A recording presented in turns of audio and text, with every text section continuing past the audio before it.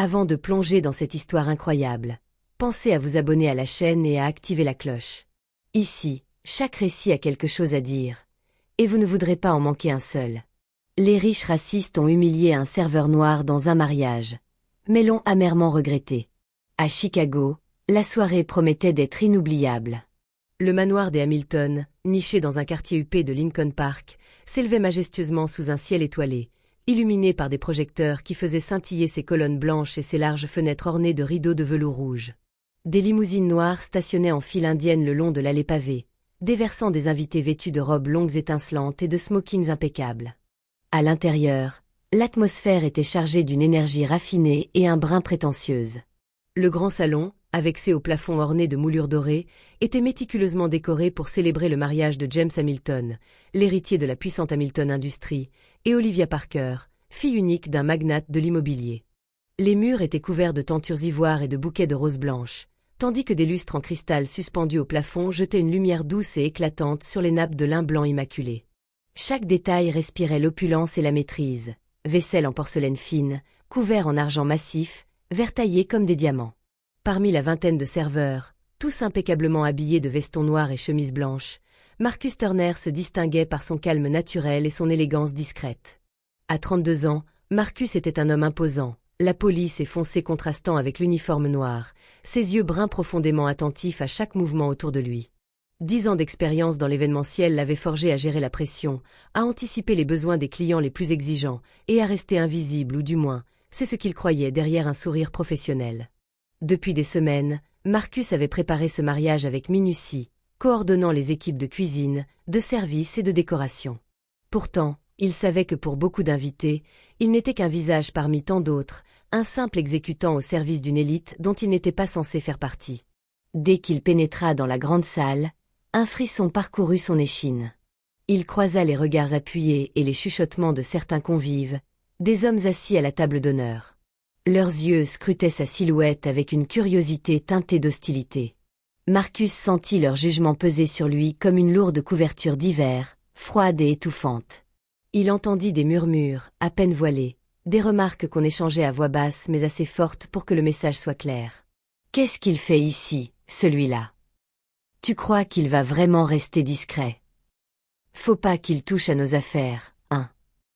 Il riait doucement, se croyant à l'abri derrière leur richesse et leur racisme silencieux. Marcus savait que ces petits moments de mépris, insidieux mais répétitifs, étaient leur manière de rappeler leur prétendue supériorité. Alors qu'il s'approchait de la table principale pour servir le champagne, Marcus se sentit comme sous un microscope. Richard Collins, un investisseur influent connu pour son arrogance décomplexée, leva les yeux vers lui, un sourire narquois aux lèvres. Collins était un homme d'une 50aine d'années, au costume sur mesure et à la montre en or clinquante, l'image même de la réussite américaine blanche. « Hey, Marcus !» lança Collins d'une voix forte et moqueuse, « fais gaffe à pas nous prendre nos bijoux en même temps que les verres, hein ? On ne voudrait pas que tu nous piques quelque chose. » Un rire étouffé accompagna la remarque de Richard Collins, un son rude et sans chaleur qui sembla résonner dans les oreilles de Marcus comme un coup sourd. Une boule se forma dans sa gorge, serrant sa voix et ses émotions au point qu'il dut fermer les yeux une fraction de seconde pour ne pas laisser transparaître son trouble. Mais il maîtrisa cet instant, il n'était pas là pour répondre à la provocation, mais pour faire son travail avec rigueur et dignité. Olivia, la mariée, assise non loin, fronça légèrement les sourcils, l'inconfort lisible sur son visage. Son regard évita rapidement celui de Marcus, puis se détourna vers sa robe, comme si l'incident lui brûlait la conscience mais qu'elle préférait l'ignorer. James, le marié, resta de marbre, les mâchoires serrées, les yeux fixés sur la nappe. Il ne prononça pas un mot, ni pour réprimander Collins ni pour soutenir Marcus. Le chef de la réception, un homme nerveux aux cheveux grisonnants, fit un signe discret au serveur. Il fallait accélérer le service, passer à autre chose, faire comme si rien ne s'était passé. Ce geste, bien que discret, sonnait comme un abandon, un choix clair de protéger les apparences plutôt que de défendre un employé injustement attaqué. Marcus sentit l'amertume monter, mais il détourna le regard, plongeant dans le flot incessant des tâches qui l'attendaient. Il distribua les plateaux, versa les vins, ramassa les verres vides, toujours avec cette élégance professionnelle qui lui avait permis de tenir tête à tant de regards biaisés. Il savait, au fond de lui, que ce n'était pas la première fois qu'il faisait face à ce genre de mépris, et qu'il y aurait d'autres soirs semblables. Mais ce soir, au moins, il se promettait de ne pas laisser cette douleur l'étouffer. Le repas s'acheva sous un mélange d'effervescence et de tension contenue. La musique reprenait de plus belle, les invités dansaient, riaient, échangeaient des congratulations. Pourtant, Marcus fut soudainement appelé en coulisses. Une main familière se posa sur son épaule. C'était Samantha Reynolds, la directrice de la société de catering, une femme au regard franc, connue pour son intégrité et son sens de la justice. « Marcus », murmura-t-elle avec un léger sourire, « c'est ton moment. Le marié veut que tu dises quelques mots. » Surpris, Marcus cligna des yeux, un mélange d'appréhension et de curiosité l'envahissant. Il hocha la tête, se redressa, et fit face à la salle où la musique s'estompa doucement. Tous les regards, peu à peu, se tournèrent vers lui, curieux de comprendre ce qui allait se passer. Prenant une profonde inspiration, Marcus saisit le micro, la main ferme mais le cœur battant. « Mesdames et messieurs, bonsoir. » Un silence respectueux tomba. J.M. m'appelle Marcus Turner. Peut-être que certains d'entre vous me connaissent simplement comme le serveur qui vous a servi ce soir. Un léger murmure parcourut la salle. Plusieurs invités échangèrent des regards incrédules, surpris qu'un serveur prenne la parole de la sorte dans un événement si mondain. Mais je suis aussi le fondateur et PDG de Turner Events, la société qui a organisé ce mariage de A à Z. Un frisson parcourut l'assemblée. Certains visages se figèrent, d'autres trahirent un mélange de surprise et d'embarras.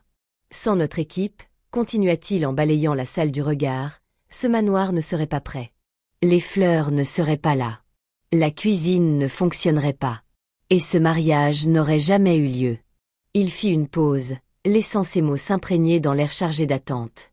Je voulais juste rappeler que, peu importe votre statut, votre richesse, ou la couleur de votre peau, le respect est une valeur universelle.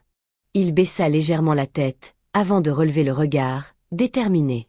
Et ce respect commence par reconnaître la valeur des autres, même ceux que l'on croit invisibles. Le silence qui suivit les paroles de Marcus fut total, presque palpable. Chaque mot résonnait dans la grande salle comme une vérité éclatante que personne ne pouvait ignorer. Le murmure de la musique, les conversations, tout semblait suspendu à cette voix qui avait brisé les codes invisibles d'une soirée supposée parfaite. Richard Collins, d'habitude si sûr de lui, se sentit soudainement rougir jusqu'aux racines des cheveux. Son visage vira au cramoisi, son regard fuyant cherchant désespérément une échappatoire, il baissa les yeux, incapable d'affronter l'intensité du moment. Son arrogance s'était évanouie en un instant, remplacée par une honte qu'il ne pouvait camoufler. Non loin de là, James et Olivia échangèrent un regard embarrassé, l'air pris au dépourvu. Leurs sourires de circonstance se fanèrent, remplacés par une gêne sincère. Ils avaient organisé ce mariage dans l'idée de montrer leur succès, leur pouvoir, mais la sincérité et la force de Marcus avaient mis à nu les failles de leur monde. Puis, un premier applaudissement s'éleva, timide, hésitant. C'était une invitée, une femme d'une 50aine d'années, qui avait probablement ressenti la vérité dans les paroles de Marcus. Peu à peu, d'autres se joignirent à elle, d'abord doucement, puis avec plus d'assurance. En quelques secondes, la salle entière retentit d'applaudissements chaleureux, emplis de respect et d'admiration. Samantha Reynolds, la directrice du catering, s'approcha de Marcus, ses yeux brillants de fierté. « Tu viens de leur donner une leçon qu'ils n'oublieront pas de sitôt », murmura-t-elle avec un sourire complice. Marcus hocha la tête, un sourire discret aux lèvres. Il reposa délicatement le micro sur le pupitre, puis retourna à son travail. Cette fois, les regards des invités croisés étaient différents. Plus reconnaissants, plus respectueux. Certains lui adressèrent même de petits signes d'encouragement ou d'admiration. Les jours qui suivirent, la vie de Marcus changea de façon inattendue. Plusieurs invités du mariage, dont Richard Collins lui-même, prirent contact avec lui. « Monsieur Turner », disait Collins dans un message sobre, « je tiens à vous présenter mes excuses pour mon comportement inapproprié lors de la réception. Votre intervention était nécessaire, et je souhaiterais discuter d'une possible collaboration avec Turner Events pour nos futurs événements. » D'autres messages affluèrent, de personnes souhaitant travailler avec lui, impressionnées par sa dignité, son professionnalisme et sa force de caractère. Ce qui avait commencé comme une humiliation cruelle et injuste s'était transformé en une victoire pleine de dignité, une revanche silencieuse mais puissante. Marcus Turner ne fut plus jamais invisible. Son nom, sa voix et son travail étaient désormais respectés et reconnus, au-delà des préjugés et des regards biaisés. Et cette reconnaissance lui ouvrit de nouvelles portes, preuve que la force intérieure et la persévérance pouvaient renverser les barrières les plus hautes.